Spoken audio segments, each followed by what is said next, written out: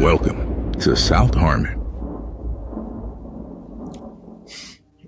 Yeah, as I fuck it up right out the rip. Let's go. Wednesday night AMA. What's going on, everybody?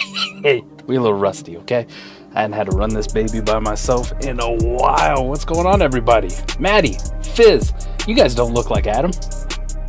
No, maybe. But I think it's a little bit of a nice compliment to Adam that it takes two of us to fill his shoes. Take two. I love it, man.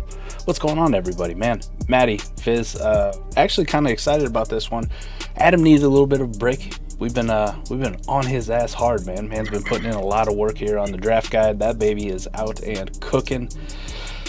Got to give him the night off, right?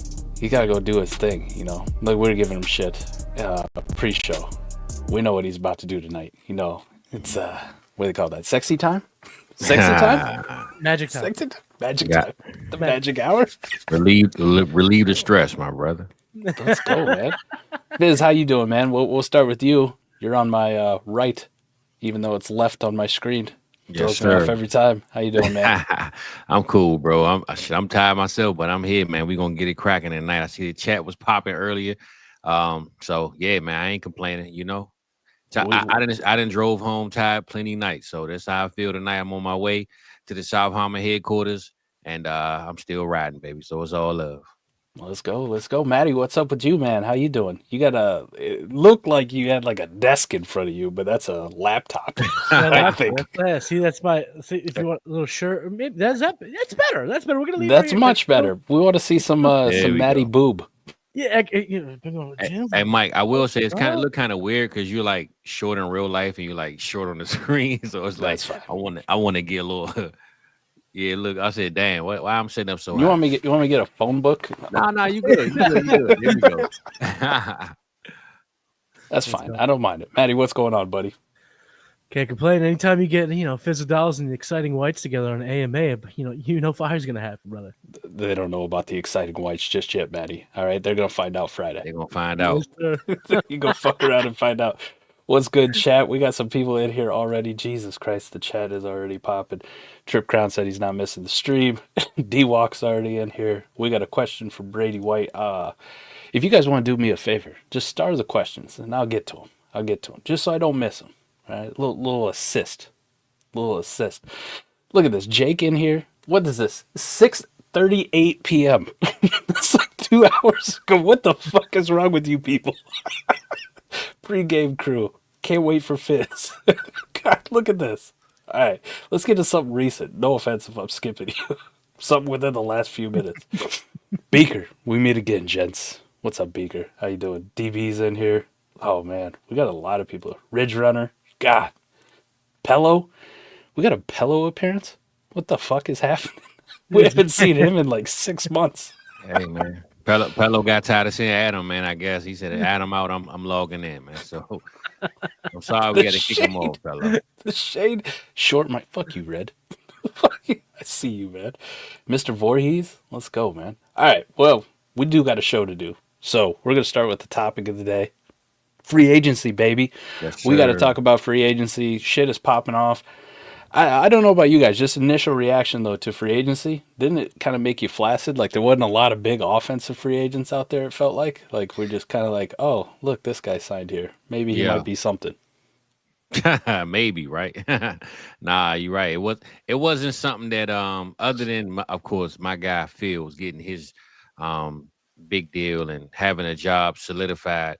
Other than that, I mean, we had Davante Adams, which that kind of was like, more of a solidifying that Matthew Stafford is going to be maybe ranked higher now and making us want to watch him because, towards the end of last year, he kind of, had a little bit of dust on him and a little bit of rust. Now it looked like he got his money and he got another guy to carry that big bag of money around. So I would say Fields and Davante Adams, to me, were the biggest. DK Metcalf not having a quarterback is still, I got to see it to really understand and appreciate that deal. So, Fields and Davante Adams for me was the biggest signing for sure. Matty? I think one of the biggest moves, and this maybe might be a little bit of a reflection of the movement in general, but Geno Smith to the Raiders. They're like, let's get Brock Bowers a legit quarterback. Let's get Jacoby Myers, someone better than Aiden O'Connell and Gardner Minshew. I think that's going to solidify a pretty good offense. But to Fizz's point, though, we just got edged over and over and over again. Is T. Higgins going anywhere? Nah, he ain't. DK moved, but there's no quarterback. Yeah. And then, of course, even on the defensive side, a Myles Garrett trade would have moved the needle. It would have been, oh shit, that's exciting. He stayed. But you know what, boys? You know what we learned? That the league runs on green because it can fix bridges. It can make guys forget about warm weather hopes. If you throw them a ton of money, the player will be happy. Which, hey, I wish I was getting $150 million over the next 3 years. Hey, me too, man. Me too. I wish. I thought about it myself if I could do. I wish that was really Joy Taylor in chat. What up, girl? What are you doing? Call me. Call at your boy. I'm ready. I'm ready to go. Well, let's talk about this one. Probably one of the biggest free agent signings out there. This guy, Old Red, Sammy Darnold. Before I give my terrible opinion on Sam Darnold, Fizz, we'll start with you. What'd you think about Sam Darnold going to the Seahawks right after they just let go of Mr. Geno Smith? They replaced him with Sam Darnold, trade away DK. What's your dynasty outlook for Sam Darnold this upcoming season, Fizz? Like how hot or cold are you on this man?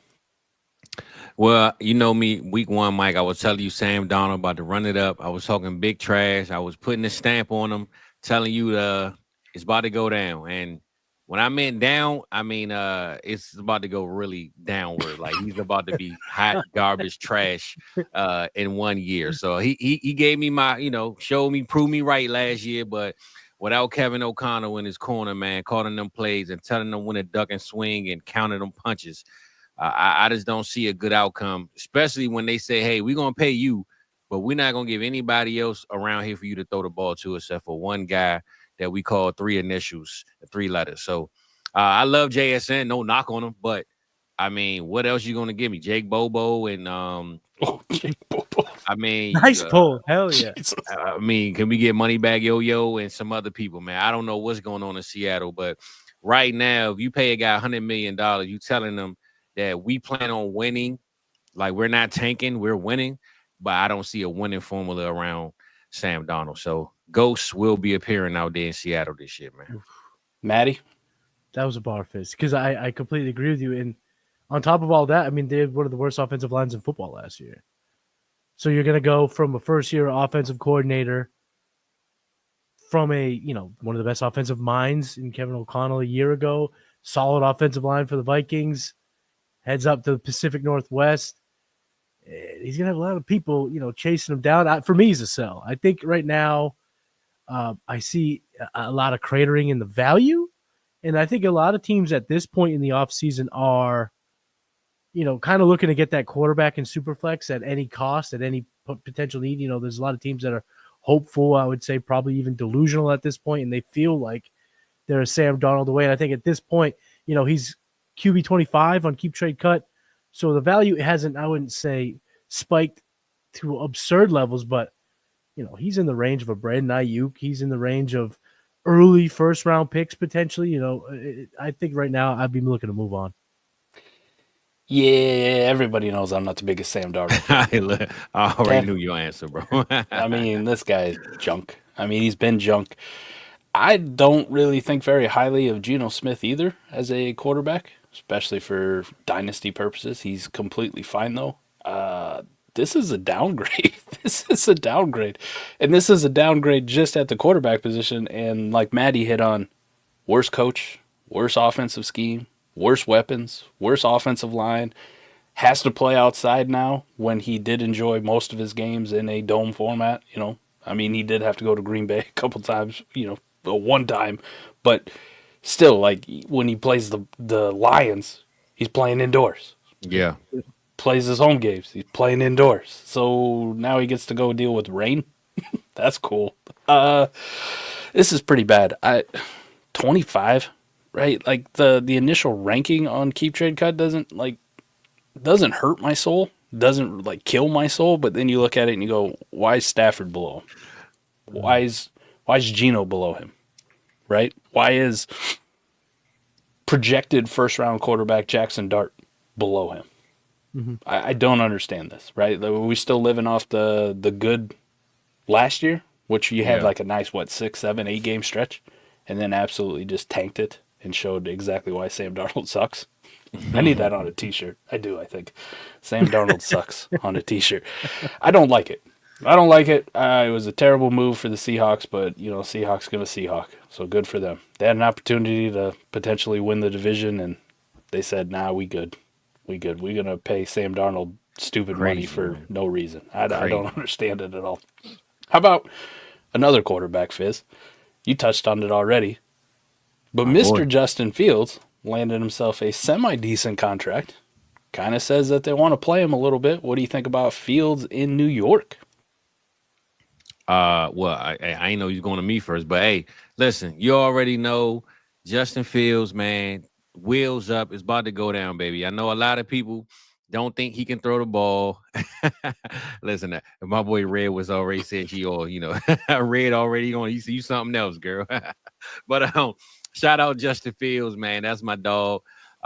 Wheels up, man, for my boy. Jet life is going down. You know what I'm saying? If you listen to Currency, you know exactly what I'm talking about. That boy Justin Fields is going to be out there with his guy that he went to college with. He threw the ball to for years. I had this conversation on Tuesday morning when I said somebody asked me, I forget who it was, and they said, how was this situation any different from Chicago? And my reply was, the biggest difference, he might have more trust with this new reign quarterbacks coming in because they betting their job on him, right? This is my first year as a head coach. First year as the OC of this team. I think they got the OC or the quarterbacks coach from the Detroit. I'm betting on you to make me look like I made the right decision in year one. So maybe more trust, one. Two, Garrett Wilson, he went to college with, was already throwing passes to him. DJ Moore, who he ended up liking at some point, he had to learn DJ Moore. They had to become friends throughout the season. Garrett Wilson, he probably still have his number from 2020. You know what I'm saying? So I feel like already having that rapport with Garrett Wilson and him being your number one, and you got two rookie coaches as your OC and your head coach, man, they going to ride on Justin Fields and let him, hey, you don't got no Russell Wilson behind you this year. We don't have a number one pick, and we taking Caleb after this. You good. This is your team. Get us out of here. Fly us out this building, man. So Justin Fields to the moon. I'm not going to say you're going to reach top 5 for us every week, but I'm going to give you a top 9, baby. Top 9 weekly. He going to get you that and your fantasy points, baby. Top 9. All right, Matty, what do you think about Mr. Fields? As a Patriots fan, I like it because there's no way he's going to win a bunch of ball games for the Jets, but he will win you some ball games in fantasy. That I'm happy to say. QB 26 using market indicators right now, like keep trade cut. That's crazy. And I think Fizz, you are one smart SOB. You kind of always leave these smart little traces. I picked up what you were putting down. You said top 5, top 9. I think he did that for a reason because in 2023 he was QB 9 on a points per game basis, and in 2022 he was QB 5 on a points per game basis. Hey, listen, us 9 and 5ers, you know what I'm saying? I got to think like these 9 and 5ers, baby. You know what I'm saying? Putting that overtime in, That's right. So I whether it be top 10, whether it be top 12, I definitely think he's a starting QB, especially in Superflex. He's probably going to be, we obviously talking Dynasty here. Dynasty is what we do at South Harmon, but you also know that I look at fantasy through the one QB seasonal, the casual lens. And Justin Fields is going to be my go-to late round QB. Mobility's there. Yes, sir. What I want to put out there for first-time offensive coordinator, Tanner Engstrand, is that how you'd say it? Engstrand, I think. That's what I was going to roll with. I think it's Engstrand, yeah. TE. I'm going to call him a man TE. Tanner Engstrand, TE. He's coming from the Lions system. And Ben Johnson was on, pardon my take, he said his offensive philosophy, make things that look the same different, make things that look different the same. And that philosophy had to soak in to TE here, who's been with the Lions now dating back to 2020. Yes, sir. And with a guy like Justin Fields, you can hide some of the throwing issues that, he definitely has by making run plays into pass plays and making pass plays look like run plays and vice versa. And we know that this guy can scoot. We know that Justin Fields can get after it, rushing yards. This guy had 1,100 rushing yards in 2022. I mean, this guy's got the wheels. So for fantasy purposes, I think the contract says security. There's not really a situation where I see a rookie coming in and pushing him aside, like, that Matt Flynn, Russell Wilson type thing. This is going to be his job to not only win, but to lock up early, have the confidence to build early. And the Garrett Wilson connection, Fizz, keep saying it and keep saying it louder and louder, because all I'm seeing now on X is that Garrett Wilson's doomed. Garrett Wilson's doomed. It was just a couple years ago he made DJ Moore have one of his best seasons as a pro. Garrett Wilson, no matter if you're a hater or not, he's at least as good, I would say better than DJ Moore, and they got the history. There's just shorthands that you're going to have with each other. Yeah. Yeah. So I'll give my takes here, and then we got a super chat already. Boom. Gotta get to that one. I love Justin Fields. I have never not loved Justin Fields. I still love Justin Fields now. I think this is a good situation for him, and just flat out, he's better than Aaron Rodgers is at this stage of the career. Just flat out better. It's not bad for for Garrett Wilson. There you go. God damn it, Matty. Not bad for Garrett Wilson. I think it might actually be a little bit better for Garrett Wilson. The only person on that entire offense that I worry just a little bit for is Breece Hall, because most of his fantasy production over the last couple of years has been based on catches and receiving, and we know with Justin Fields, he's going to take off and run. He's not going to exclusively feed running backs on dump-off passes all the time. So that is going to be a little bit of a knock on Breece Hall, so a slight downtick for him. I would say an uptick for Garrett Wilson, an uptick definitely for Justin Fields.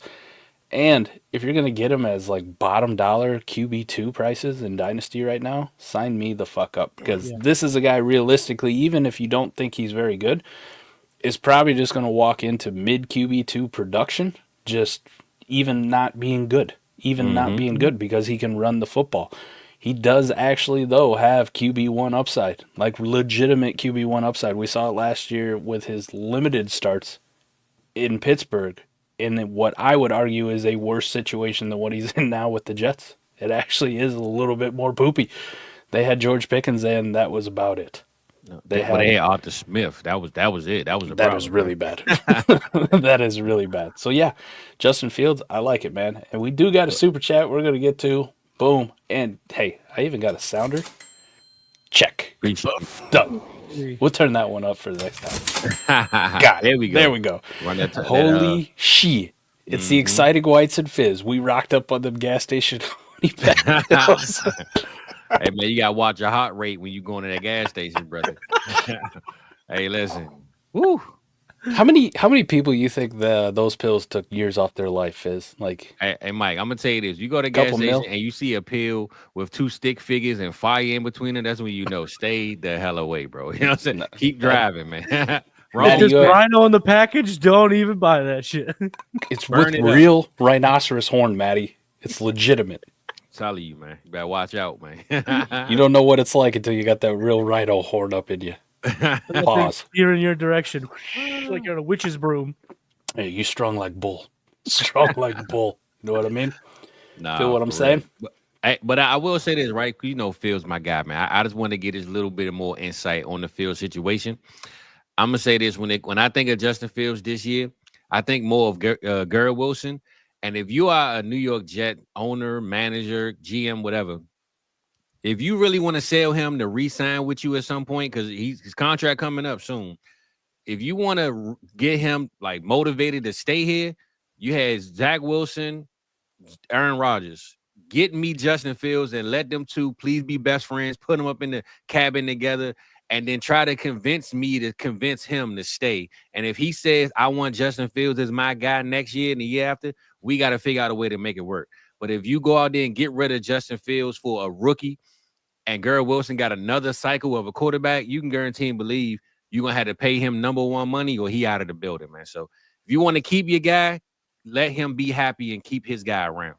That's fair. That's fair. Right? Maybe a little goodwill move.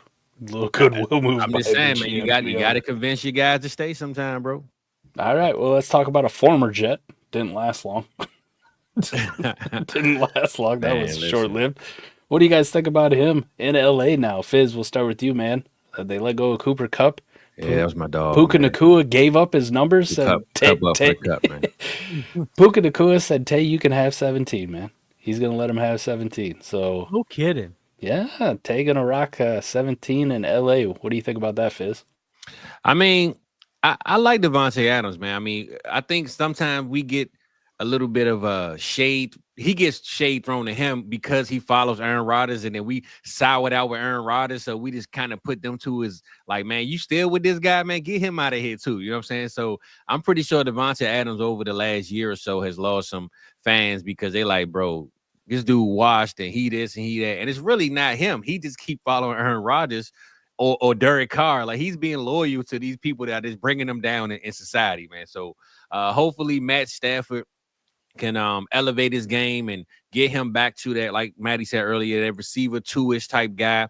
And he got his number back. So that clearly he gonna keep his juice and he moving to LA right next to Puka, who does the dirty work. Puka love to block, Puka love to, the Debo Samuel type routes. He can be the, anything on the field Puka can do. So Davante Adams got free reign to just catch the ball, run his routes clean, move them feet.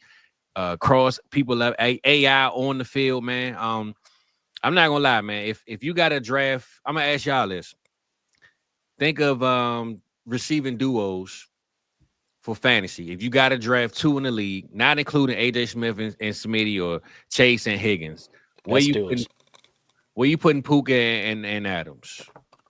Ooh, best duos. But you said not you like preface it. You can't include this, right. And you can't include what the fuck. What I'm saying, Chase. Yeah, I'm trying to think through it now. Chase and Higgins, like we took all the good ones. Chase and Higgins is the cheat code though, so I'll take them out. Give me some other ones though. Just give me like a couple of other ones that you will put next to this receiver tandem right here. Yeah, AJ Brown and Smitty got to be in that conversation. Okay. I mean, that's a pretty good one. Well, my boy Addison got to be up in there with Jay Jets, right? Yeah, that's up there. That was one that I was thinking of. That's a duo. No, that's Come on, Mike. Come on, Mike. I mean, if we're going to talk best duos in the receiving game. Well, I say this. The quarterback got to be included too, though. So you got to have the right quarterback with the situation. That's because JJ McCarthy's the truth, man. Okay, Vikings got a massive upgrade. That's why I threw it up there. I threw Sam Darnold getting the fuck out of the building. When you think of your tantrum, I want you to think of the quarterback situation too, not just the receiver room. But I think this one's as good as anything, maybe other than of healthy Higgins and Chase. Yes. Okay, all right. Me too. I just wanted to make sure we were on the same page. Yep, I'm with you. Yeah, because Puka's dynamic. And Davante is going to have a 45-point week. I mean, we could etch that into. Oh yeah. Even if you don't want it, Sean McVay gonna make him get it. So it's gonna happen. Right, it's gonna happen. And I will say this: good thing that the Rams got ahead of the Cooper Kupp situation, put out that statement that they were gonna allow him to seek a trade, and they were gonna do right by him and put him on the team that he wanted to be on. Because what they did over free agency was dirty. They did that, man. Dirt McGirt. Real nasty, like freaky music. Him dirty. It was rough. This guy, similar age. They paid him pretty much a similar amount of money. Yeah, that they were paying Cooper Kupp, and they were just like, sorry, not sorry, and they just. Before the body was cold, before the cut even happened, they're like, Tay Adams, we need him. We don't care about the age. We don't care about the money. Oh, Cooper. Buddy. Sorry. Do you think that honestly sits well with Matt Stafford? Because, I mean, they are like best of butts. Best of butts. Bro, that felt like a punch to the face. Like, it was for sure, yeah. Yeah, I ain't like that at all. Yeah. But if you're Matt Stafford, they paid him. And we talked about that earlier. He don't give a shit. He's just on Travis Kelce's podcast, balling out. It's business, man, but still, man. The man just won the MVP Super Bowl a couple years ago. He was Matt Stafford. Like this, seemed like Puka stole that spot at breakfast at the table, getting coffee and and I don't know, man. I ain't like the cut move, man, but that's just me. I think Tay's probably got another season or two left in him, but the clock is definitely ticking. Clock is definitely ticking. For dynasty purposes, it's one of those things where if you're thinking that you're a contender right now, you can make the risk to have him on your team. If you ain't close to contending, I don't know what other kind of signals you need. Sell. Like, what, you want the clock to run out with him on your fucking squad? What are you guys moving forward? Let's say you are a stone cold contender, draft pick capital wise. What are you moving for Davante Adams? I don't know. This class with the depth in the second right now, 205-ish. Yeah, I was saying mid to late second. Well, you got to be wanting to win. You got to be ready to win this year for sure. So, yeah, well, no doubt. I would say there's so many receivers out there kind of in that range that's acquirable for a mid-second at this point. Yeah. Who also have their own warts and age issues or maybe durability issues that, I don't know. Like, if the price on Tay is too great, like somebody's like, no, it's the Rams and he's going to fucking feast in a McVay offense. Like, okay, I'll just go to a different store. Like, what's the Tyreek owner? Like, what's his level of comfort, right? You know, what's the Mike Evans guy feeling like? Shit, what else we got out here? Chris Godwin coming off an injury. Like, we saw what he did when he was healthy. Like, can I get Chris Godwin for the same at this point? Like, if they're going to be similar prices, there's plenty of options in different stores to shop at. You don't have to lock yourself in the Tay. So I'm pretty firm on like a mid-second. It's the best I can do. Yeah, I'm with that. I would try this too. I'm curious to your guys' thoughts. If I'm a stone cold contender, and with all the hype behind moving 25 picks to 26 picks, I might try to see if I can move a 26 second. Kind of just 26. Kick the can down the road, deal with that issue later, keep my 25 second where I can navigate those waters, get me the running back that I need to also help compete, because that's kind of gets thrown out of the equation sometimes when we're talking about stone cold contenders. Seconds are gold when you can get running backs in this class, boys. My only problem with that, Matty, I think the only person that's going to let you have for a 26 is a team that's like going nowhere fast and they're just trying to get rid of old assets. I think if you're dealing with a middle of the road team, they're gonna try to play hardball with you. They're gonna pull a mic. Yeah. They're gonna make you the 201 playboy. That's it. It's true. Right now, Tay's slotting in as wide receiver 46 on keep trade cuts. So fill out your league, right? That obviously tells you people are all over the place. I did see one in here from Trenton. No one trading for anything but late first, early second. Well, keep trade cut also says they don't really give a shit about him because Cortland Sutton's valued higher than him at this point. Most times at this point, though, if you got Davante Adams, you pretty much wanted him and you had him for so long. Like, if you went through the Jets and the Raiders and a lot of people, unless you just recently traded for him, I know a lot of people in my leagues that had Tay over the last 2-3 years. They didn't had him, you know? They just like the easiest answer. The easiest answer for me is I would be trying to acquire him by dealing away a wide receiver that I don't truly believe in, but seems to have a lot of hype for no real apparent reason outside of a couple things, right? You know, I'm not the biggest JMO fan. That would be definitely one. Trade him away. Ricky Pearsall on this bump. Like, I like Ricky P. We just don't really know yet. We don't know how this offense is going to function. That would be a tear-down candidate. Jaden Reed, for whatever god-awful reason, is still holding incredible amounts of value. And you got Jalen McMillan up here, right? Chris Godwin just re-signed. Mike Evans is still there. Is Jalen McMillan's late season breakout going to carry over when Godwin's back? Maybe. Maybe not. That's one of those guys where you go, I'll give you Jalen McMillan for your Davante Adams, and, you know, what else are you going to put on top? Can I get the 302 from you, bud? Yeah. There'll be a lot of people who would take that because it's like I'm resetting the youth age, and all it cost me was a third. Well, I was about to say, I'm taking Sean McVay out of all of that. So give me McVay and Adams, and you can have McMillan, man. I roll with the coaching, who I think will set the guy up in more, especially with Godwin coming back. Give me Sean McVay every day, baby. That's how I'm gonna run with that. But you see that breaking news, Mike? Yeah, I did. I just clicked on it. Mac Jones sides with the 49ers. Watch your ass, Brock Purdy. Hey, watch your motherfucking ass. You know they said Kyle wanted him from the beginning. He ain't want Trey Lance. He finally got his guy. Got his guy, man. His guy. All right, another big piece of news. This wasn't free agency related. It was a trade that happened. But DK Metcalf dealt away to the Pittsburgh Steelers. Fizz, what is the outlook for DK now with no quarterback to really speak of yet in Pittsburgh. I said this yesterday, man. I'm gonna say it again. I believe you look at what they paid him. It's the most money they ever paid a receiver in their history of a franchise. They don't pay receivers because they usually trade away the people that they have to pay, right?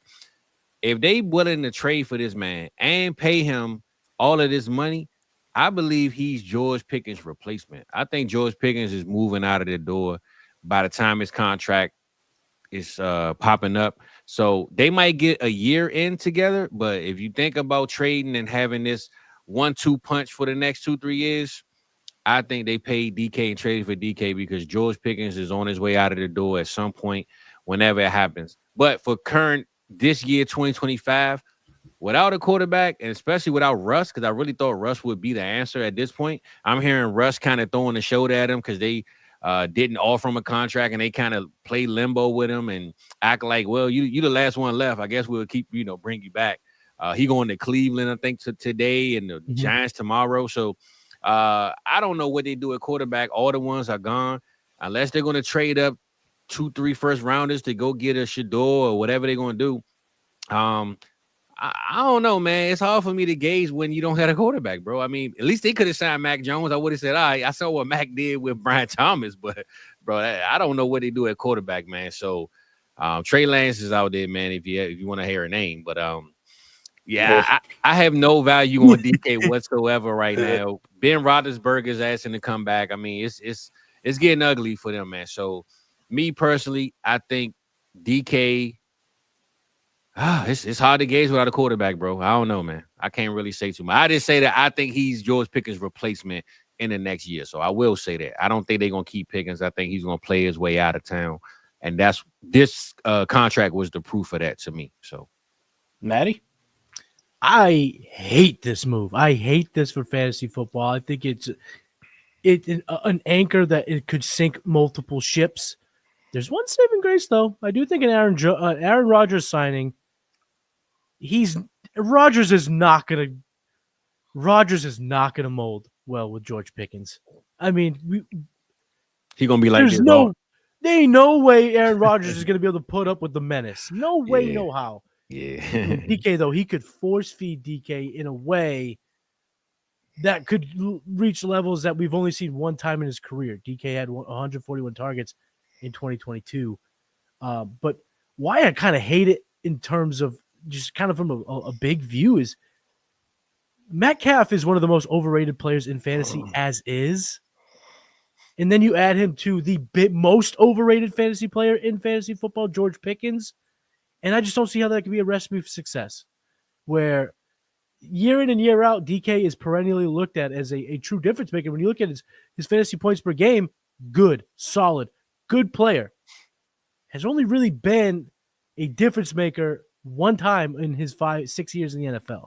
That's all the way back to 2020, where he was our wide receiver 10 on a points per game basis. Other than that, 20, 24, 22, 30, good, not great. Pickens, on the other hand, people talk like this guy's AJ Green, and yet he hasn't scored more than 12 and a half fantasy points per game in his career. This is the most overrated wide receiver in football, the most overrated fantasy asset, period. And without a quarterback, it's just a recipe for disaster. And then we're forgetting something, guys. Arthur Smith is the offensive coordinator. And I know he's been better as OT, but this is a guy that at least had A.J. Brown, Derrick Henry, went to Atlanta, drafted, Bijan and Pitts and Drake London. And there was always at least weaponry to use. Now he's going to have to get creative because Pickens and DK do a lot of similar things. So schematically, how is that going to shake out? But I will say this. I do love the gifts that have been dropped. Just thinking of these two guys fist fighting a number of cornerbacks per game. That is awesome. That's the best part of it, bro.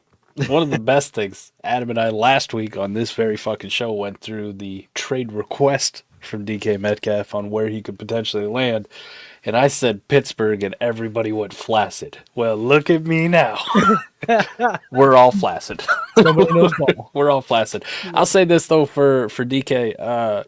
I can hate the spot, which I do. I do hate the spot. But in the grand scheme of things, it was an upgrade for him. And it really is. Would you rather stay in Seattle and compete against JSN, who's much better than George Pickens, and have Sam Darnold as your quarterback and an overrated Clint Kubiak as your OC. Like, I don't understand the love that he gets, but whatever. Maybe it's because his last name's Kubiak. Or would you rather go to Pittsburgh with a terrible Arthur Smith, which we already know, and a wide receiver in George Pickens that DK is definitely better than, right? And at least the quarterback situation, while it's not settled, is open. We don't know what they're going to do. Maybe they're a trade-up candidate for somebody. Maybe it's Jackson Dart. You know, maybe they bring in Aaron Rodgers and then they sit Jackson Dart for a year and let him kind of just get his feet wet and get him comfortable. And maybe Jackson Dart figures out that DK Metcalf's pretty good and I should probably feed him 150, 160 targets a year like he's built for, right? And maybe in the long run it becomes an upgrade. Either way, I'll say this. I'd rather have DK Metcalf right now in Pittsburgh with this uncertain situation than sitting in Seattle right now with Sam Darnold. I would feel much better about it today than I did yesterday, but of all the landing spots that he could have potentially gone to, this is obviously one of the most flaccid ones. I was really hoping for Carolina. I was really hoping for New England. Even the Raiders would have been awesome. Go with Pete Carroll, right? Go with Pete Carroll and Geno Smith, and you'd be the best wide receiver on the team. You know, the offense is going to run through you and Brock Bowers in the passing game. Done deal. Green Bay was an option at one point. That would have Green Bay would have been a great one because they have a bunch of wide receiver 2s and 3s. That's it. You know, in force. Well, you heard what Josh Jacobs said. He said we need a damn receiver. These guys trash, man. That's pretty much. That's kind of for real. He did. I'll say this about a dynasty with DK. I think for me, he's a hold or a check-in. I don't think he's a buy, but I would check the price. If the owner hates this, check the price. But if I roster him, I'm not even putting him on the block. I'm just holding. I feel like the perception is not going to get you the return. That's anything near. This is a fire comment. Decaf Metcalf. All right, Fizz. I'll put you on the spot then, since he's kind of in a hold. He's wide receiver 22 right now. Jordan Addison or DK Metcalf? Who are you rolling with? Today. Come on, Mike, man. You're going to make people look at me crazy, baby. Come on, why would you do that to me? I'm going to say today, man, knowing Arthur Smith is there, no quarterback, I'm going to go Addison, man. And the community agrees. They got Jordan Addison at 20. Matty. All right. Zay Flowers or DK Metcalf? Zay Flowers. Okay. All right. We're not going to fight too much. All right. How about this? DJ Moore or DK Metcalf? DJ Moore, baby. You asking me about DJ M? Ben Johnson all the way, baby. Here's one. This could be an upgrade, a sneaky upgrade to DK Metcalf. Sneaky upgrade. Chris Olave or DK Metcalf? I'm taking DK Metcalf on that one, bro. Let's go. All right. Oh, that's a close one. That's definitely a close one. Because I mean, Olave's just a year away. That's like Sam Darnold to me. So I'm going DK Metcalf with no quarterback. He hates Derek Carr so damn much. And Kellen Moore. This is like the combo pack of trash I don't want. So a Super Bowl champion, Kellen Moore, to you, bud. Yeah, good. Super Bowl champion. Matty, would you even entertain Olave? I would. I'd be smitten to send away Chris Olave. I don't know. I don't know if I'd be smitten to send away Olave. We were talking about Olave as like a top 12 dynasty receiver just a couple years ago, but he also had his brain scrambled. Yes, it's close. I think if I could be persuaded if I could get a secondary piece, but that's not what we're talking about. So straight up, go DK. Okay, I'll give you one more. Jamison Williams, DK Metcalf. I'm taking DK. Taking DK. Okay, let's go, man. Going DK with that one, baby. Yeah. All right. We haven't done this in weeks, by the way. We went through all the show topics. The rundown is complete. 39 minutes. Look at me being efficient, even with Matty and Fizz. I got this, which means a little bit of an intermission, but we're going to play the old school AMA intro, and then we're going to get into the questions, what everyone came for. We'll stop bullshitting. We'll just start answering questions. Let's go. We'll be right back after this. Welcome to South Harmon. Welcome to South Harmon. Hey, welcome to South Harmon. We glad you here today. Another AMA. Ask me anything. Super chat is cool if you want to pay to play. Like and subscribe, that's what we really appreciate. Let me introduce you to the tear down king. Mike McNutty, that's your questions, he'll answer anything. ATM, you know I don't put them graphics on the screen. Glad you tapped in now, stay tapped in for the team. Hey, everything is posted. Go follow the socials. South Harmon, FF tag us if we get noticed. Welcome to South Harmon, we glad you here today. Welcome to South Harmon, we glad you here today. Another AMA. Welcome to South Harmon, we glad you here today.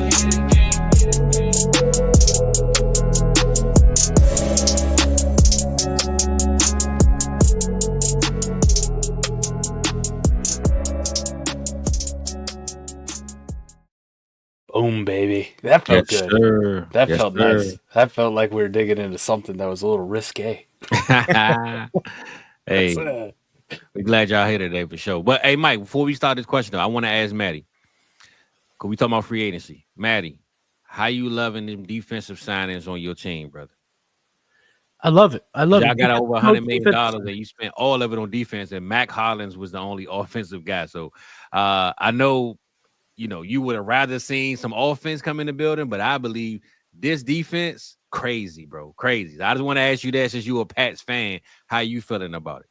So I love the signings. I love the strategy, and the difference between last year and this year is last year they had zero plan.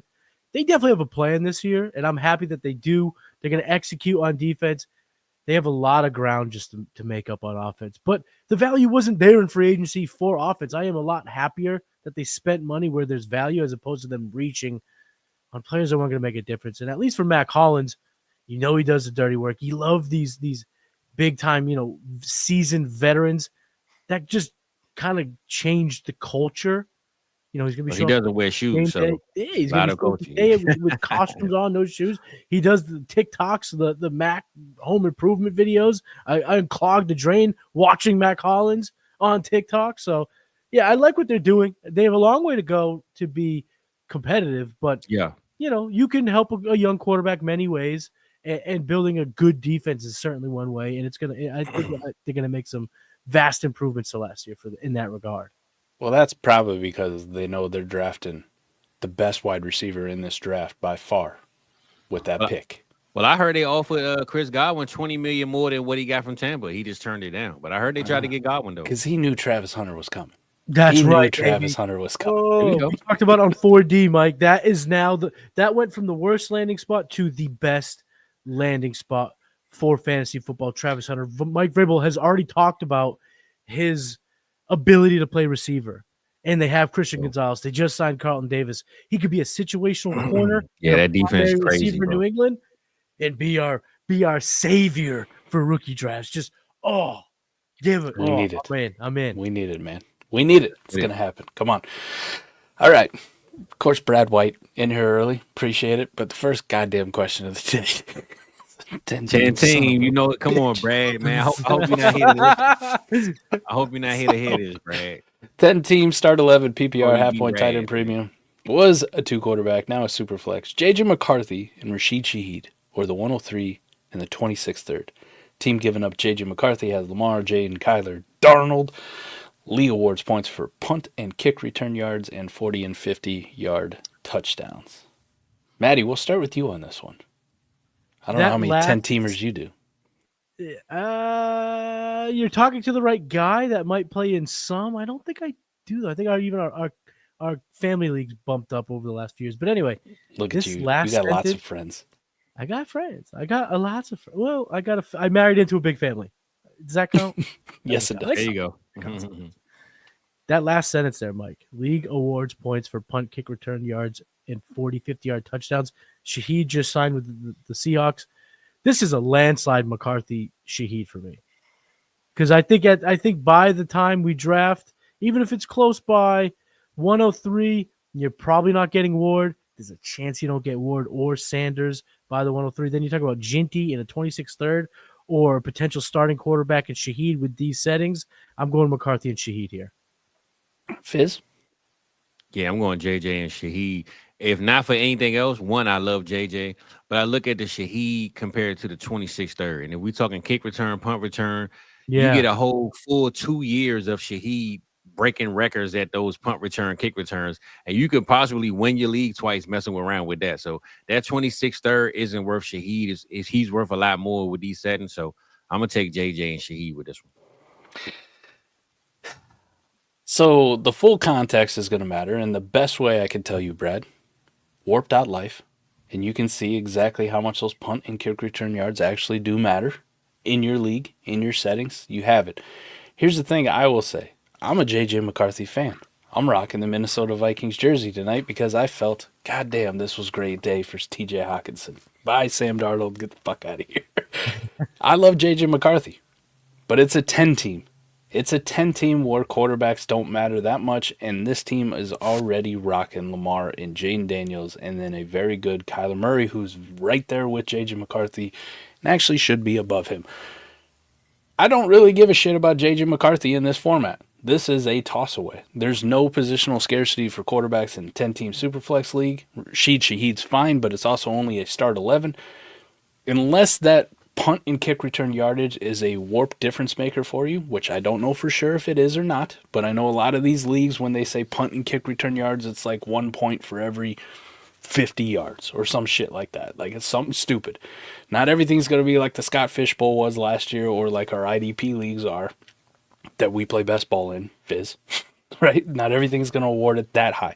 So unless it's one of those where it really changes for you, J.J. McCarthy's kind of a toss-away here. And the opportunity to get one of the top 3 running backs in this class, or a Travis Hunter, which we just talked about at the wide receiver position, that is somebody I can lock into my start 11, 10-team lineup every single week without fucking question. Rashid Shaheed is kind of a maybe sometimes. And J.J. McCarthy's never sniffing the field for this team. So I'm going to go with the 103 on the up tier, which is kind of weird for me, but 10-team changes a whole hell of a lot. If you told me this is a 12-team Superflex, I don't even fucking question this, man.J.J. McCarthy and Rashid Shaheed, no fucking doubt about it. But you change it by dropping 2 teams, and you change that value of the quarterback. I want to know why they went from 2 QB to Superflex. You should have kept it 2 QB. That would have made it a lot better than 10-team. Yeah, yep. you know. Yep. Would have had a little. Now bit you more give me the option to kind of cheat. I don't need that second quarterback now. So. Yeah. All right. What about Beaker here? Just traded Darnold, the 111, and Brian Thomas Jr. for Josh Allen in a 12-team PPR 1 quarterback start 10. Oof. What the fuck? I'm just loaded with wide receivers and had Darnold and Russell. Man. I don't know.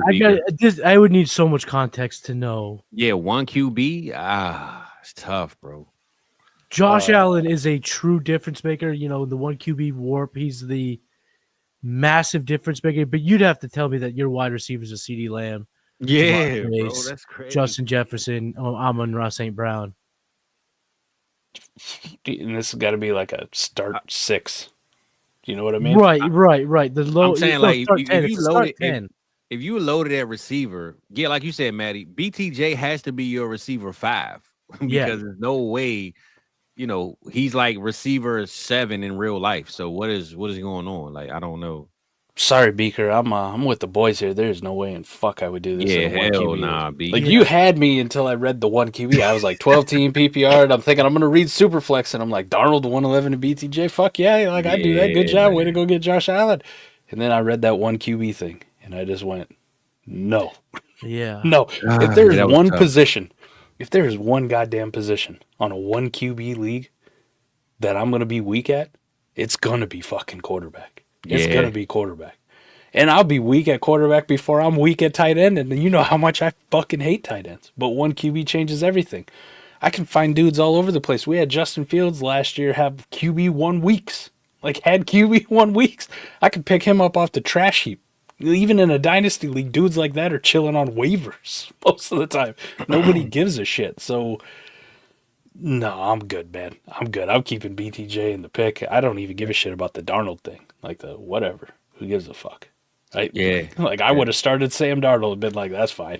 I'm going to beat your ass with Sam Darnold. That's tough. But you look at my 6, 7 wide receivers I'm rolling out every single week. Good luck, man. BTJ can barely crack my lineup. Yeah, that was tough one, B. I ain't gonna lie, brother. Yeah, I can't do that one, man. That's a hard pass for me. How about this one from Rob Gronkowski? And I keep trying with Rob every single week. Rob, get in the fucking Patreon, man. Like, what are we doing here? Yeah, You man. can get. You don't have to wait till Wednesday or Friday to get your question answered. That goes for all of you. Patreon.com/South Harmon. Get your ass in there. You get your question answered the same time that you think it up. Just like It'll that. be awesome. It'll be awesome. You don't have to wait or forget or, oh my God, I missed the show because I got to go out with the wife and, try to pretend like I still like her. Like, you don't have to do any of that. You can just boom right there in the Discord. But Fizz, what would that mean for Roman Wilson if George Pickens is gone? Is he the wide receiver too? Rob, I'm not gonna lie. The one thing Pittsburgh Steelers do is find receivers, and I think Roman might be replaced this year, bro. They could find a guy in the draft, 3rd or 4th round, to replace him this year. He didn't show us anything last year. I know he was hurt. Coming into the season, we thought he was I didn't want to pay $1. Jesus Christ. Hey Rob, now I don't even want to finish the question. I didn't want to pay $1. Yeah, you don't get a question. Like a fucking $1 a month is too much. Jesus Christ. I think by the time George is gone, they might have 1 or 2 receivers that they kind of already have replacing Rome or taking the receiver 2 steps. So if you have Rome, see what you can get for him now, Rob, is pretty much what I would do, bro. I'll chime in here too. I understand he dealt with injuries and the whole works, but the man had every opportunity in front of him to seize a meaningful role with nobody else there and couldn't fucking do it. Yeah. Couldn't do it. Right? Like Calvin Austin had that, like, Jesus Christ. No, man. No, the Roman Wilson thing's fucking cooked. Yeah, I'm right? good. I'm good on Roman. Go ahead and just cut him off your team if you can't trade him. Take any 5th. 27th, 4th is good enough for me, brother. Jesus, it's $5 in fab at this point. Just fuck whatever. Who gives a shit? What are you doing with the 103 if you have no needs? God damn it, another D-Walk. You know the rules. Another 10 team by 10 Superflex. Half-point tight end. Premium. He had to throw in there champ. Good for you, D-Walk. Champ. Matty, what do you think? If you're got the 103 in a 10-team league, which you don't play in, which I don't blame you, what are you doing? If you're loaded, push up to the 101. Can you see if you push up? Up that 2 Push up to spots before 102. the draft. Yeah, push up. I would try to push up a little bit to the 101, 102. Put yourself in a commanding position where you can kind of dictate, move back during the draft and get more assets. Like, kind of play the board a little bit. Little of that draft day Kevin Costner. But if you stay in pat, I think it's a good spot to be in. I mean, Shador could be there. Hunter could be there. Ginty, Hampton, wherever it folds out. You're going to get a damn good player at the 103. Fizz, if you're in a 10-team league, I didn't ask you, do you play in any 10-team leagues? I'm actually in 3 of them. So, yes, I do. But one of them is a 2-quarterback starting league. So I made sure we at least did that part where it's a little more difficult. You know what I'm saying? But he said, what we doing in 103 if I don't have any needs? You take the best player available, or you just, try to trade for the best player available, right? Put the pick on the block. Take offers. See what people want. You know what I'm saying? The best thing to do if you don't know what to do with the pick is to let other people help you make your mind up. So if somebody is at the 107 and they like, look, bro, especially during the draft, because right now might not be the best time, but during the draft, if say Ginty falls to the 103 or Marion Hampton went to the best situation and somebody like, bro, I need a Marion Hampton.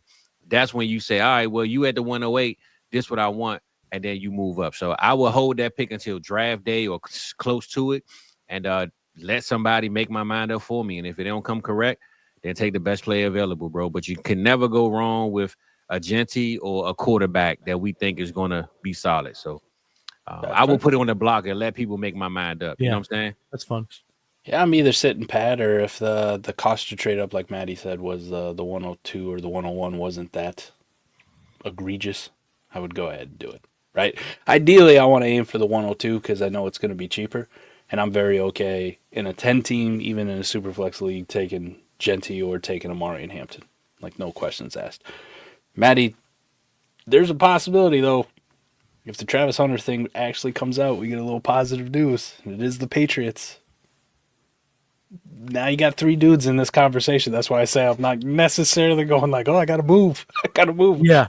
I'll just take whatever the fuck falls to me and just be like, cool. Thanks, guys. Appreciate it. Got it.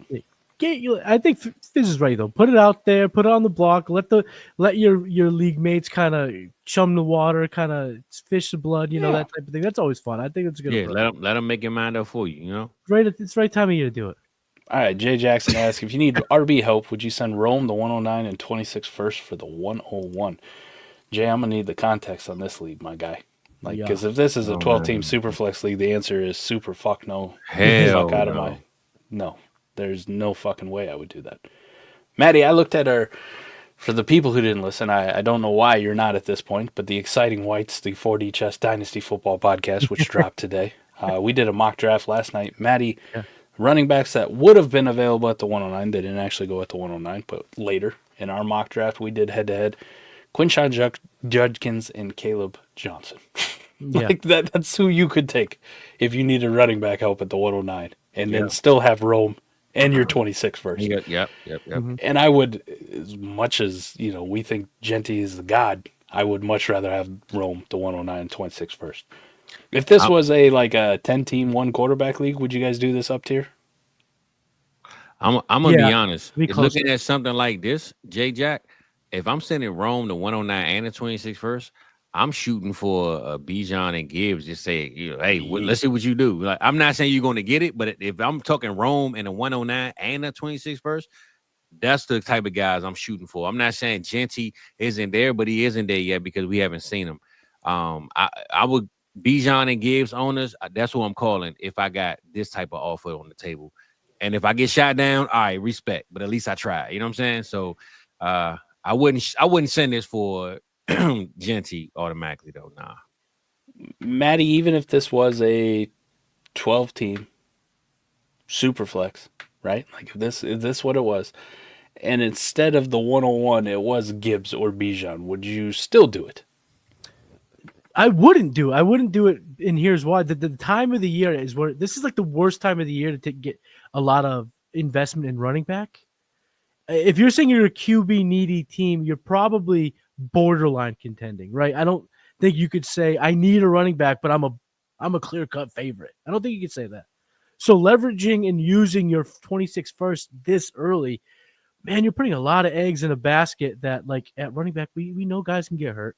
And I know that's a cliche, but if you invest this heavily in Bijan or Gibbs and they're not the motherfucker, they're not the world beater, now you've just handed away Quinshon Judkins, Rome Odunze, and potentially a top 3, top 5 pick next year. That is a steep price.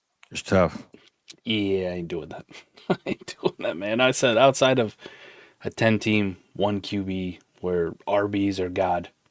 Right.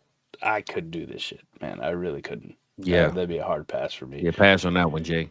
What about this from Trip Crown? 12 teams start 10, half PPR. What would you add to the 109 and 112 for Nico Collins? Fizz. That's not a man. My dog is upset with me. He over here barking at the neighbor. Heard Nico. Go ahead, you go, Matty. He over here tripping. So this is 12 team, start 10, pretty, standard. Half point people, what am I adding to the 109 112 for Nico Collins?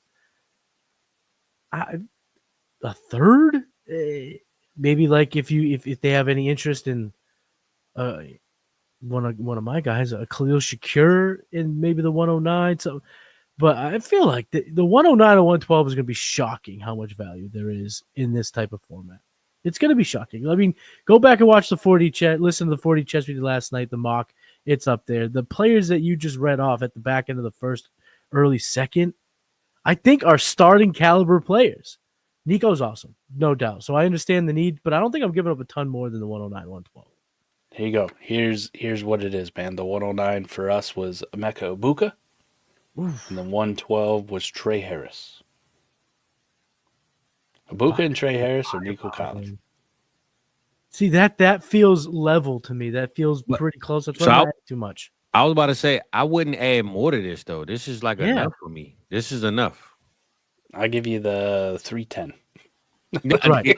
Exactly. Like if you want a bow on top, cool, but you're not about to get anything else. I give you a roster clogger wide receiver. Exactly. Yes.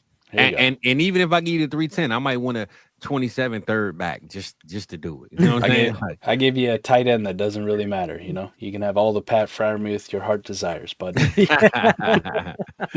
Yeah, I think this is enough right here, Trip. I ain't gonna lie to you, bro. Yeah, I'm good, man. Would you add Darnold to that deal? Would you add a starting quarterback in the NFL to that? I think you just overpaying, bro. I think the 109. Now, if he lets you keep that last first, and then you add Darnold with the 109, then yeah. But I couldn't give away both those first and Darnold. No, I'm good. I mean, Darnold himself, as much shit as I talk about him, is still going to be a starting quarterback in a 12-team superflex that holds some value, right? Like, there's a reason that even when like Nick Mullins starts 2 years ago, people are rushing to the waiver wire and blowing their entire fab budget. Need quarterbacks. Need fucking quarterbacks. So, even though I think Darnold's junk, right? Like he's a way back end QB2 at best, that still holds some value. So no, I'm not adding that, right? Like I would, Jesus Christ, I hate Sam Darnold, but I'd pay like the 205 in this class for Sam Darnold and not even think twice about it. Yeah, that's fair. Good. All right. All good. I missed the Fields talk part, but sent Fields, Amon-Ra St. Brown, and the 211 for Dak and Lamb in a 12-team Superflex start 11. Thoughts? All right, now, Fizz, we'll go to you. See if your dog allows it. Why would you make me talk about Fields versus Dak and Lamb in the first place? Damn, this is oh my, this is crazy. This is rough, Fabian. Real disrespectful. But I will say though, I like the accepted trade that you got with Dak and Lamb because Fields, honestly, as much as I love him, I feel like that 2-year, $40 million is really a 1-year contract. They can mess around and next year replace him for whatever reason. I hope they don't, but they can. St. Brown value dipped just a little bit after last year, and the 211. So if you're giving me St. Brown and the 211, you wouldn't even get me Lamb straight up. Like you couldn't get Lamb for St. Brown and 211 straight up. So if you couldn't get Fields for Dak and then Lamb for St. Brown to 211, I think you won this trade, bro. So I would take Dak and Lamb. I mean, honestly, I might take CD Lamb for all this combined at some point, you know. So I like what you did with this one, bro. Good trade, man. Matty? I'm going to go the other side of the coin. I think I like the field side. Okay. I think I like the field side because Amon-Ra and Lamb are too close. They're too close. If this was Fields and DK plus the 211, Fields and let's call it Jordan Addison in the 211, I'm all over. That's a huge tier up at receiver. But I do think there's a potential where you look back at this and the 211 is a potential starting running back. Fields is a better points per game quarterback than Dak. And the jump up, which I do agree, Lamb is a tier up from Amon-Ra, is not enough to kind of buoy those other two assets kind of taking a hit on them. So I don't think I would be all that excited to pull this off, although getting Lamb is always awesome. I'm a huge CD guy, have him as many teams as I could possibly have him. So I like the idea of getting Lamb, but I would be happier with what Fizz brought up, trying to go the Amon-Ra and the 211 for Lamb if you want to tier up and then leave the quarterbacks out of it. But I think you're playing with fire adding those two assets. All right, so the way I'll break it down, Amon-Ra and Lamb are a wash. You know, whoever the hell you prefer out of there, I don't really care. I probably prefer Lamb, but Amon-Ra is damn near just as good. Dak over Fields at this point. And the only reason I say that is because as much as I love Justin Fields, it's not like the guy just signed a $40 million deal to be the quarterback for the Jets, right? Like, it doesn't preclude them from possibly making a move. And, you know, I doubt it's going to be a trade up for Cam Ward, but, you know, what if a Shedeur falls? What if Jackson Dart tends to be the guy that they want on a trade back? They pull in Atlanta Falcons is what you're saying? Yeah. Justin Fields isn't necessarily locked in long-term to being the starting quarterback. I do agree, though, Dak does have at least 2 years in Dallas, and he probably has multiple years after that somewhere else, right? Like, Dak is a good enough quarterback to have a little bit more longevity, and I feel safer about it. So, while I don't necessarily like giving away the 211, because to your point, Matty, when we did our mock draft last night, I go, damn, man, like the end of the second round's also got some dudes that I'm pretty interested here. Could be a starter. I'm okay paying that for the security, the little value insulation. Plus, you get the stack. The stack right now also adds a little bit of a juice to it in a start 11 where that's going to matter. So I'm very okay with the Dak and Lamb side. I do get your point, though, Matty. It's like you could end up looking like an asshole, right? But I'm going to err on the side of caution where you're not going to end up looking like an asshole. You can be just fine, Fabian. You bring up a good point, though. I think if you can answer that question about Fields, if you're confident he's the starter in 25, that might lead you one path. If you're not sure, because you're right, we've seen crazier things happen. If you're not sold that he's a starter, then yeah, you easily take it. There we go. It's a 10-team 1 QB league. Jay. I didn't want to say it because it's forbidden. All right, Jay. Now I don't hate you as bad. Do it. Go ahead. Make your fucking deal for Ashton deal. Genty. Yep. Since you didn't want to say it live. Be a man, Jay. You got a cowboy hat in your picture, which is very nice. How about from a Campbell toe? Campbell toe, that's funny. 12-team Superflex, start 10 PPR. CMC or Godwin, Pollard in a 26 fourth? Matty. With 12-team, start 10, so pretty standard league. The fourth, throw in the trash, don't care. Godwin and Pollard for CMC. I'm going CMC. I like Godwin coming off that injury, though. And Pollard, he has every bit of the risk that CMC has health-wise. So give me just the guy that can always wreck leagues. Give me the chance against CMC. I think this is a pretty great price for CMC right now. Fizz? I'm going to be honest, Matty. I would take Godwin over CMC right now. So to get Pollard and get the Pollard and the fourth on top, hey, that's a steal for me, baby. I love me some Chris Godwin. Chris Godwin was like receiver 5 before his injury. And just thinking he signed 3 years with Mike Evans heading into the bottom of his career, Chris Godwin might be a receiver 11 to 12 for the next 2 years with Baker Mayfield. So I'm going Chris Godwin alone with CMC. So give me Pollard in the fourth. Fizz. I think our friendship is over. You just say what it is, Fizz. You don't want the white running back. Hey, listen. Listen. I'm with CMC. You know what I'm saying? He can hang with the brothers. He had some barbecue sauce in his left pocket at one point, that Carolina sauce. So I rock with the CMC, but I'm just letting you know, man. Chris Godwin is back, baby, and that contract solidified that I can trust him being similar what he was last year, because he got the same coach. He lost his OC, but he signed there for a reason. He knew. Look, Baker was my guy. I don't want to start off nowhere else. I took less money to stay in Tampa, and I was killing where I was at. So I think he's going to get right back to being a receiver 1 by mid-week 7, 8, or 9. So give me Chris Godwin over CMC straight up, Matty. And give me Pollard in the fourth. Icing on the cake, baby. Man, the wide receiver and the running back are damn near the same age, and they're both coming off injuries, right? You talked about Christian McCaffrey. Christian McCaffrey can wreck leagues. We also watched Chris Godwin before he was healthy wreck the entire league. Number 1 WARP player, and he was a top 5 WARP player like 6 weeks after. That's what I'm saying. He was like hurt. top 5, right. Bro. He was cooking. So if we're gonna have this conversation about very similar age players, and one of them plays wide receiver, which has a better longevity history than the running back position, I am also with Fizz. So that means me and Matty aren't friends anymore, because I want Chris Godwin straight up over CMC, and you just gave me a free Pollard and a fourth just because. The 40 test is over with, man. Maybe me and Mike next week, man. You both, listen, this is what happens when I'm the only white guy in the stream. You know what I mean? I get on this island.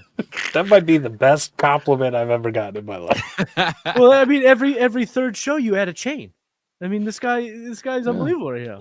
Things are doing well. This is exactly why I tried to get Rob Gronkowski in the Patreon, right? I need that next chain, right? Well, unfortunately, Matty, you decided to join this Friday when I'm not going to be there, man. So you got to join us on Fridays, my man. You might get a little bit of that swagger juice going on. My boy Jake. Let's go. How many wins for the Carolina Panthers in 2025? Hey Jake, man, I love me. I love your quarterback, man. That's my guy, man. I stuck up for Bryce, even when Mike said get rid of him. He's junk. Trade him for anything. I was like, whoa. Time out here, bud. All right, we're ruined friendships here. I was the only Yes. I was the only motherfucker in the space. That was Adam. My bad. That might be the most disrespectful thing My bad. anybody's My ever bad. said to me. Because the reason why I remember it now, because I remember Adam was going back and forth. It was an AMA. Adam got real Yes. mad at you too. Yes, was he mad. did. Like, We were fighting. Smoke coming out the horns, mad. And he was like, "So give me a reason why I should trade for Bryce." And you literally kept saying, "Because this." And Adam was like, "Man, his value is nothing. He's been." And I remember that conversation, bro. It was Okay. it's on tape. So I will But say, you confused the two. take that back, Jake. My fault. My man Mike was on the Bryce Young train. I will say that, right? Cool.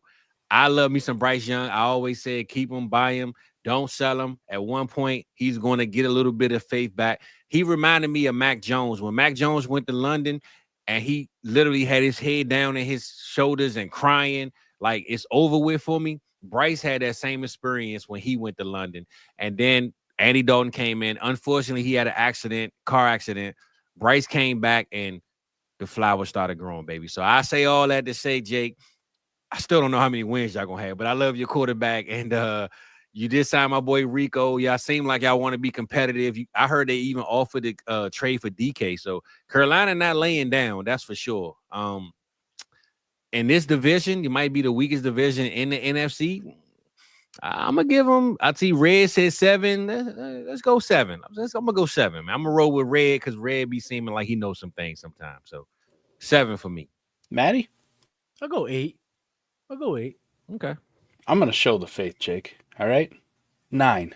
9 wins for the Carolina Panthers. They're competing for a playoff spot. Well, I'm gonna say this, Mike. 9 wins. Do they win 9 if they draft a receiver or get another offensive weapon, or they right now currently you got them in 9? They need somebody else. I'm just Okay. assuming All right, there we go. they're doing something in the draft. Okay. You know, I felt like they did make some good moves on defense now. They made some good moves this the last 2 days on defense. They got a whole lot more to go on defense, but solidifying their guys. I like that. And I'm a Bryce Young fan, man. So I'm always rooting for Bryce no matter what. So if they gonna get 9, go get your 9, man. I ain't mad at you, man. hey, Saints are a dumpster fire. They're going to be competing with the Falcons and the Bucks for that division. It's going to come down to the wire. We think it's a junk division. All of a sudden, we're going to be, man, the NFC South ain't so bad. You see who Carolina beat? Like, they knocked off Buffalo. I'm just throwing it out there. I don't even know if they fucking play Buffalo, right? They're going to have a game where you're like, all right, Panthers. They were on to something towards the end of the year. They were definitely on to something towards the end of the year, and I think they've gotten nothing but better. Hey, Jay, just make sure when me and Mike come down there, that's the game that they win, all right?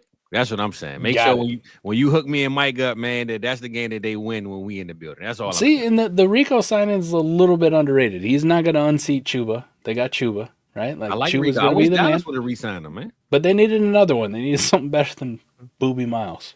And that's like Booby Miles after the ACL. You know what I mean? Where he's like, put Booby in. I want to spin. We were supposed to go to the pros. We were supposed to go to the pros. Yeah.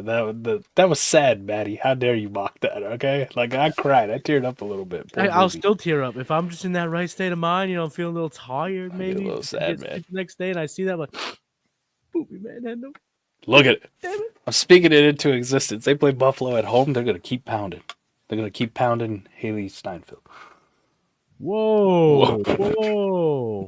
Sorry, Josh. Whoa. Sent the 103, 108, 201, and 26 first for Joe Milton. I went, Jesus Christ, Jay. Who started this shit? Got Josh Allen the bar. I didn't want to add that one, but I added that with the stars, man. Got Josh Allen the bar, Baker, Dixon, Penix. Who you selling and for what? We get these kind of questions all the time, Crispy. So let me just put this out here. A lot of people go like, oh, well, you don't really need Baker, or you don't really need Penix, or you want to sell low on Nick.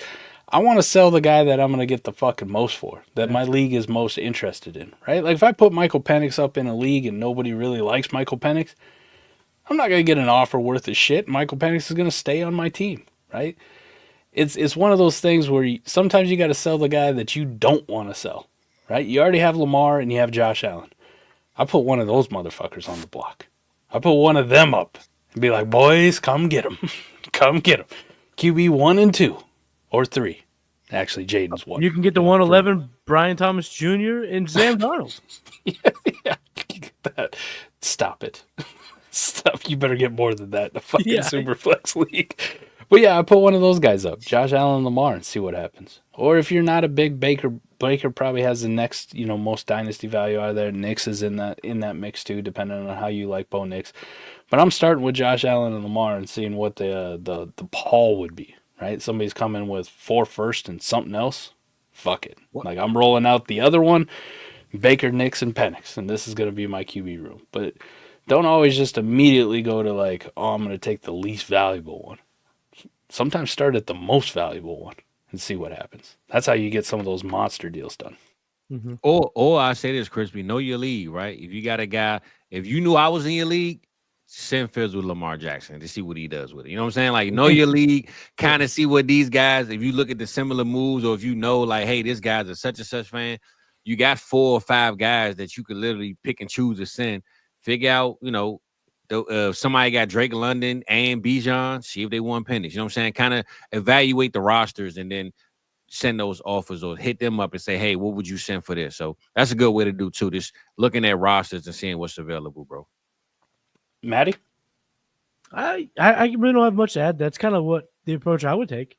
I would probably start with the Baker, Nix, Penix, see what's out there of the 3 in terms of the most. And if I'm not happy, if there's not a mega deal to be had, see if you can get dangerous. Put Josh Allen out there. Put Lamar out there. See if you can get someone to be a little stupid this time of year. Why not? Why not see what happens? How about from David Sharkey, traded Fields in a 26th third for a 26th first and 26th fourth. Yay or nay? Fizz. Fields and a 26th third for 26. Take a Fields, man. I'm gonna roll with Fields. I mean, at this point, are you trying to win or are you trying to lose? That's the question. Are you like a losing team or can you run it up with Fields? Because I feel like if Fields does do what I think he can do, he can honestly be like I said, top 9 quarterback and possibly gain more value going into next year with them drafting another offensive weapon or something like that. So I mean, they might draft the offensive weapon this year and give him even a bigger arsenal. So I would keep Fields right now over that 26 first and try to just roll with the quarterback, man. Matty? I definitely need some more context, but I mean, we were just talking about the uncertainty surrounding Fields in the Lamar, the Dak Prescott CeeDee Lamb deal we talked about a few minutes ago. So if we're going to apply that logic there, I'm going to apply it here, and I think I'd rather have the kind of the liquidity of the 26th first. I'm assuming he's not looking to win if he's looking to do this trade, because I think if you're even moderately contending and Fields is a starter, this feels like a Tank-a-Palooza type of move, and I'm just never really into that. But I think getting the 26th first is smart for Fields right now. Yeah, I'm taking the 26 first. And I love Justin Fields, and I want to buy into him, but not at a 26 first price. Like, if it's cost me a third, to move back to the fourth or whatever fucking juice piece. I just want that 26 first. I want the liquidity of it now because I don't know what's going to happen with Justin Fields. Like I said, the NFL draft is still coming up. We don't know what kind of moves they make. So this is one of those, like, you take it now, and then they do draft, or let's just say Shedeur Sanders falls within range and the Jets trade up to take Shedeur Sanders. And now they just spent a premium top 5, top 6 draft capital on Shedeur Sanders. Doesn't really matter that they signed Justin Fields. You know who the face of that franchise is going to be within a year, tops. So, and you're going to wish that somebody would have gave you a 26 first at that point. So I'll take it now. If it doesn't happen and Justin Fields goes into the season and you kind of like what he's doing in the first couple of games and you want to buy back in, I bet the price is only about a 26 first at that point. And even if it's not Justin Fields, there's other quarterbacks within that range. I know Redwards is in here and he fucking hates Anthony Richardson, but you can probably get A-Rich for first and has the same amount of upside as Justin Fields does. So yeah, I'm just taking the pick now. Thank you very much, and I will move on and I'll reassess much later. I'm gonna ask you this: if this is the 2024 champion, and this guy could be pick 112 and 26, you still do it? Yep. Okay. Cool. Because it's still out, unless it's one of these ridiculous super teams like fucking Adams' team in the OG shit league, which is guaranteed to be in the championship every fucking year. Okay. Even then. Until that pick is actually decided, until we're in week fucking 14 or 15 and people really know that this team is good, there's still the allure. This pick could be anything, right? It's like the old Peter Griffin thing. I'll take what's in the mystery box, Could even be It could even be a boat, right? Like the boat, the car, the mystery box. You got to take the mystery box. It could be a boat. Like, you don't know. Just got to fucking do it, man. I'm taking the pick. How about from Ron? Hello, I currently have the 102, 106, 108, and the 111 and a 12-team one quarterback. God damn it, Ron. You're killing me. All right? You guys are killing me with these 10 teams and 1 QBs. I swear to God, if I see an 8-team question up here, I'm going to just fucking... I'm leaving. I'm out. Double flex, non-tight end premium league. Should I be looking to shop my picks for players? Yes. Short answer. Short answer is always going to be yes. In a 12-team 1 QB, you want premier players. And right now is rookie fucking hype season. Right? We're all drafting these guys based on potential, but we really don't fucking know. If you're telling me that people are going to overpay for rookie picks, and in this format I can get locked in, proven fucking studs, that's what I want to do. So yes, shop the shit out of them. Mm-hmm. I agree. Completely agree. Everything you said is on point, Mike. I'm no other comments from me, brother. Come back next week, Ron, and tell us what you shopped them for. Yeah. Tell me what you shopped them for. D-Walk's watching with one eye. Love Matt. He stays there. Is there a preferred way to leave a league? I feel stuck in 2 10-team leagues, just one out, but want to leave in the least offensive way. Well, honestly, the least offensive way when I leave leagues is I say, hey, been fun playing with y'all. Really appreciate it. This league's just not for me. What do you guys want to do here? I want to give you plenty of notice to find somebody else. If you already had somebody lined up, go ahead and bring them in. Listen, I also feel bad that I'm bailing on you guys, so let me go ahead and play league dues for next year, and boom. Like, the next guy that comes in and takes over this team is playing for free. Ideally, in some of these leagues, my team is so fucking good, I just want out of the fucking league, though. Like, I just don't want to be in that league anymore, but my team is so stacked, I just go, appreciate you guys. I'm out of here. Mm-hmm. Like, you won't have a problem filling this one because this fucker's winning the league anyways. Write him in as a champion. Y'all suck. Out. Right? But the least offensive way, the nicest thing, and I've had plenty of people do it in my leagues, is like, hey, I feel bad for leaving here and sticking you with it. I'm going to go ahead and, pay for next year's league dues, or I already lined somebody up to take over the team, so the transition's going to be really easy. Make sure you invite, Shit Saber 6969 or whatever the fuck his username is, and he'll be right in here to take this over. But that's my advice to you. Well, I say this, Beaker. If it depends on the league, right? If it's some guys that you know or that you've been playing this league for 3 or 4 years and this is not the one, then you send a nice, hey man, life is life, and I need to take a break. Whatever the case, I'm like Mike. I got the first 48 of leagues. I'm on A&E every week, and pretty much I can't do no more leagues. Then you kind of send a nice note. But if it's a league of guys you don't know, it is what it is. Hey, man, I appreciate playing with y'all, but I'm out this year, So I guess the feeling is if you know the people and you kind of already been there, the right way is to do it the way Mike said it, but we all can't do it the right way. So I just say, if you know the guys, you in the Discord, or if it's a bunch of guys, that you've been playing in leagues with for a while, just let them know, because you still want to keep those friendships. You don't want everybody like, oh, man, you left us hanging dry. Now we can't have a season. They definitely going to throw it on you if they can't field the team. So, just kind of do it the right way, because you don't want nobody to do it for your league. But if it's a league you don't know the people, leave them a message. Hey, man, this ain't for me. I got to go. Call Tyrone. I'm out of here. You know what I'm saying? So that's pretty much how you got to do that one, man. Matty, you got any other advice? Yeah, there's 2 ways you can go about this. I see it. One, you go overly complimentary to the commish, and just let them know that you just got to downsize leagues. But be very complimentary of how he runs the league, how prestigious the matchups are, how honored you were to be in the league. But, like Fizz said, life is life. And the other way, the more rude way, you blame it on the wife. She told me I got to get out of some leagues. I got to get out this league. Ain't nobody going to get mad at you for that. God damn, that's harsh, Matty. Jesus. Hey, nah, J Jack, wow. How about Matty Gomes, 12-team start 11, Superflex best ball to start with rookie names, who's a 15-round or later startup rookie you want to make sure you always want to get and draft way earlier in all your startups. Anybody that's not a tight end, Matty, I hear you have a tight end problem.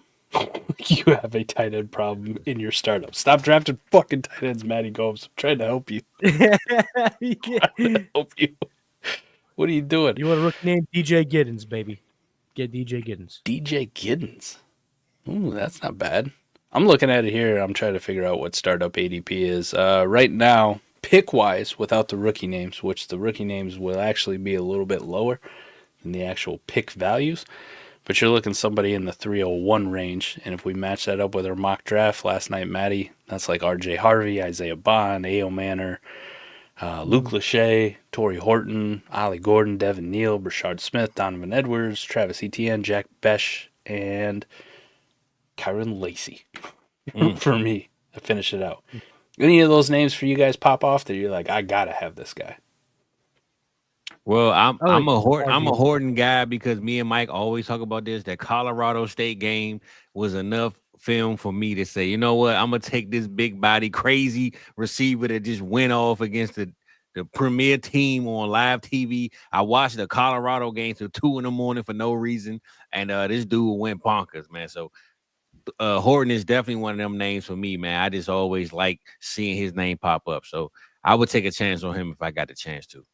Matty? I'm going to go with R.J. Harvey here. I like what he did at the Combine. I think he's got a lot of explosiveness to his game. The NFL seems to like him. I think if you can get him a little bit higher than ADP right now to make sure you lock him in, I'm getting R.J. Harvey. Okay, I can get behind that one. Matty did say it's a best ball league, and you know my love for Isaiah Bond. Like, it's a fucking best ball league, man. You don't think he's going to catch a couple of... Manor make a little bit more sense in a best ball league. Definitely. But some of these running backs are interesting too, man. I like your R.J. Harvey pick. I'm definitely going to go with Ollie Gordon, kind of like my little guy there. He's not little. Right? He might be little compared to my weight. Guy. I weigh more than Ollie Gordon. I'm definitely not the same caliber athlete. That's for sure. Devin Neal is a guy I was about to say Devin Neal, baby. That's my guy right there, man. Brashard Smith is a guy that I still love. I have a thing for wide receivers who convert to running back and then play running back really well. So that's kind of a guy I want. Trevor Etienne's a good one as well.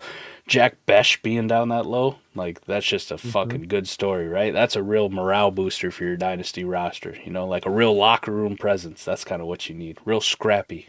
One of the exciting whites. Add him to it. So, real gym rat, first in, last out. Coach's son, that kind of deal. So, yeah, like those are some of the targets. I mean, you got some pretty good ones there in round 15 or later right now that, fuck it. Like, might as well pull the trigger on them. Let's go. I think the moral of the story, Matt, is push up multiple guys. Push up a multiple. And instead of wait till 15, go 13, 14, 15. I don't know something about Lacey's legal issues. All right, I talked about it on the show. I just have his statement from his lawyer, and I don't, listen, I'm not a lawyer. I'm not a fucking expert. I don't know. Every time that something comes out legally with a football player of prominence, we rush to fucking judgment every single time, and no one wants to acknowledge the fact that they look like fucking assholes when they do it, because inevitably the shit comes out that, like, oh, wow, Xavier Worthy's girlfriend really was psychotic, and she really did make this shit up, and there was witnesses who fucking said he didn't do a goddamn thing. She's just a psychopath. And now people are left holding their dick going, well, like, stop with the bullshit. Stop with the bullshit. I want to say this, bro. And I don't know if y'all saw, I made a tweet about, I was just going to say, you deserve a massive amount of kudos for sticking up and kind of standing on business, because you caught flack. Hey, Matty, I was just about to say, bro, literally, when I tell you, I said, listen, the man mother is fine as hell. Anything could have happened. Long story short, I'm not going to judge until I know. I need more evidence.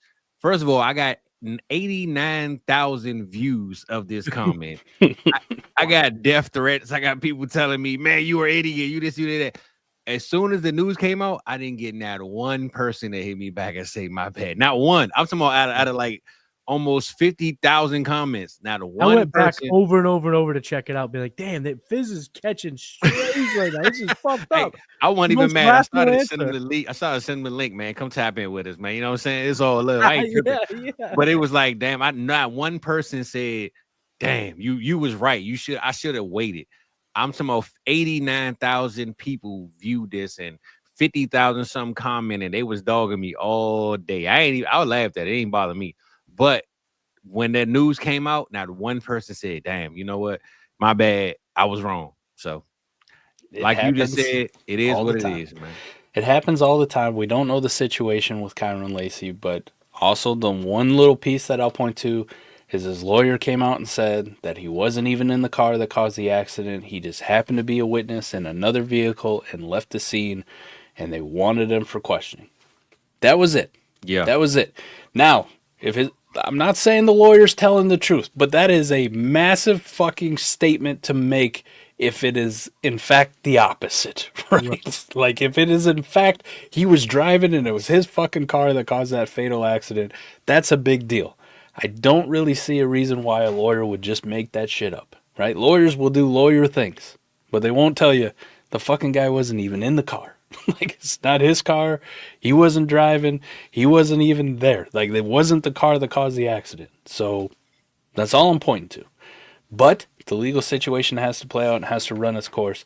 So I'm not ready to give up on Kyron Lacy until the NFL says give up on Kyron Lacy, because in fact he was responsible for this and we don't want him in the league. So we're going to let it go for now. I still like the guy as a talent, but we'll see how the legal situation plays out, because with the Xavier Worthy thing that Fizz was just talking about, most people run to fucking Twitter and make themselves look like fucking assholes. They just do. And they won't go apologize. Well, I will say this, not to continue the conversation, but with Lacy, when you do some of the things that he does on the field with his celebrations and his acting crazy, he kind of warrants that type of energy. Yes. Whenever he slips up, right? He could be something that he actually didn't do. But the people are never going to give him that justification because of how he acts on and off the field when he does his antics. So for the young guys watching, coming up, man, trying to be productive in the game, people hate on Shador, but you don't see Shador doing these crazy, wild things. You more so to see him being confident, and you call it cocky.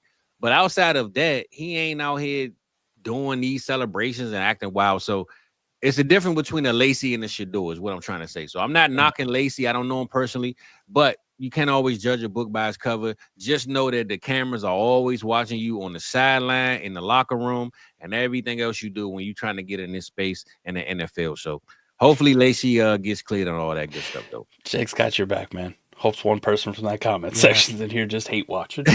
Hey, bro. Hey, Jake, man, I'm telling you, man, I got like 89,000 on me, man. You know what I'm saying? I need to get 89,000 views on the next episode. That's all I'm saying. Yes, sir.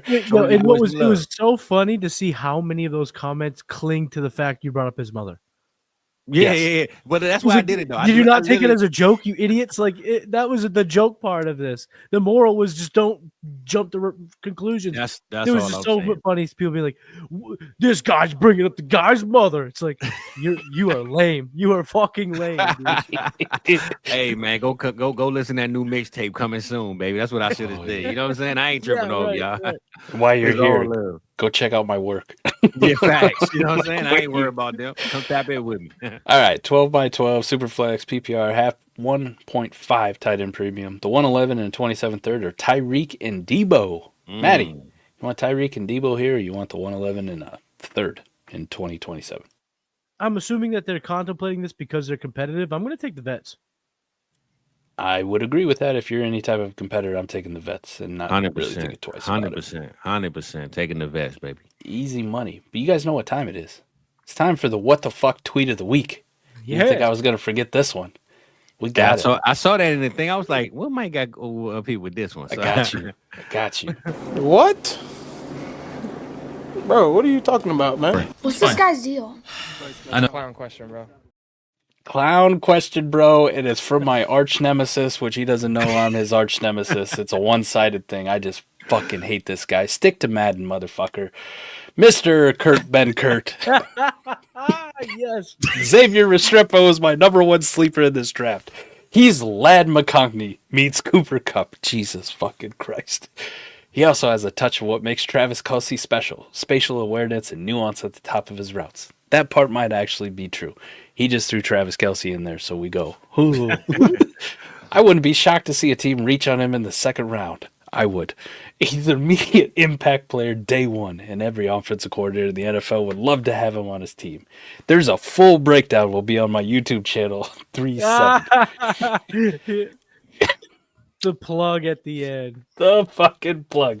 I hate that for so many fucking reasons, right? You knew what you were doing when you said Lad McConkey and you put Cooper Kupp in the same fucking thing. You're like, well, we'll just take the guy who's... Listen, I'm not judging anything here, all right?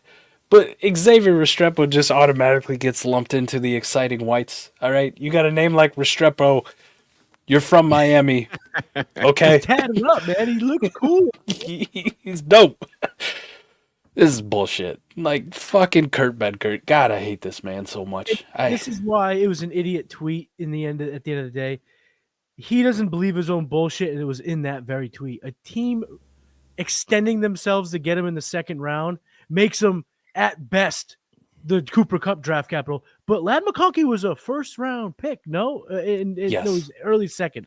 Early second. It was like the second 34. pick in the first round. On the second Right, round. so yes. to say it's a 34. meets, it's just like you're proving that you're wrong. If that was the case, someone would move up into the first. Like, have some balls about your take is my point. If you're going to be lukewarm about your own take, then it's a shitty take. It's so fucking terrible, man. I hate it on so many levels. Which I quote tweeted and I said, and they say that video games rot the brain. Like, yeah, that was good. That was good. Come on, man. Like, I don't know. What is it about being fucking Aaron Rodgers' third string fucking backup that, like, you think you now have to be Aaron Rodgers, right? Like, you were good at breaking down Madden and teaching people how to be better at competitive Madden play.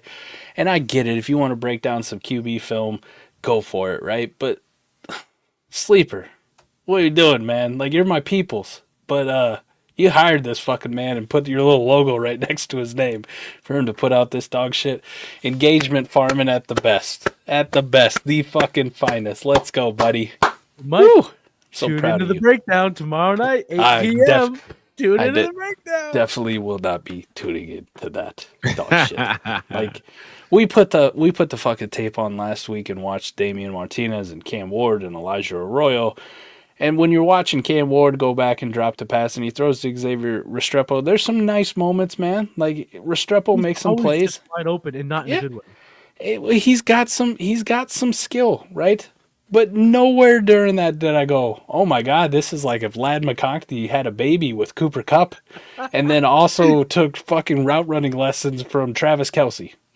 Like, nowhere in that. Yeah, nah, I'm with you. Nowhere in that did I go, oh my God, this guy just fucking floors me. So sometimes when people put that shit out, I don't even know if they believe it, which I'm pretty sure he doesn't believe that. Full disclosure.